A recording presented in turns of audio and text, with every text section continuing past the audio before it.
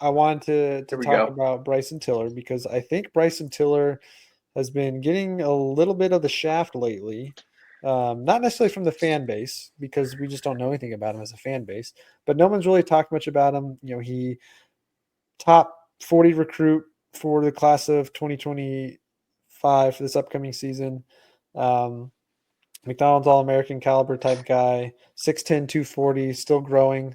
Um, Raw offensively for the most part, but it's got good touch around the rim.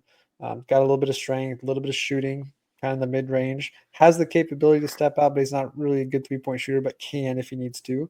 I look at him as probably the most likely option as a backup five. Self said a couple weeks back, this is probably 2 months ago now, that the idea for Bryson Tiller after he recovered from his injury was to start working him in the offseason, of course. And he saw him more as a guy that is a four-man that can play the five, that has the versatility to do so.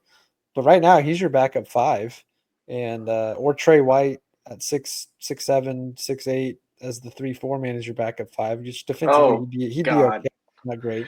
But Bryson Tiller, I think actually it this has is good bad. potential. He's got some decent size already.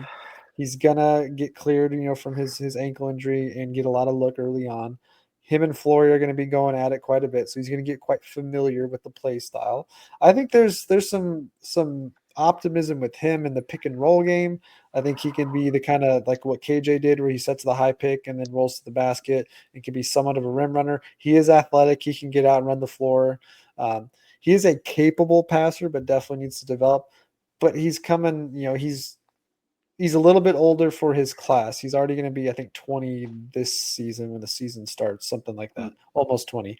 But I think there's some possibility. Now, I'm not saying that I expect him to be, playing 15 minutes a night, getting you 6, 7 rebounds a game, 8 to 10 points. I have no clue what that ceiling is because it really depends on how much floor he plays and how long he stays on the court without fouling. But I do think Bryson Tiller is a viable option at least.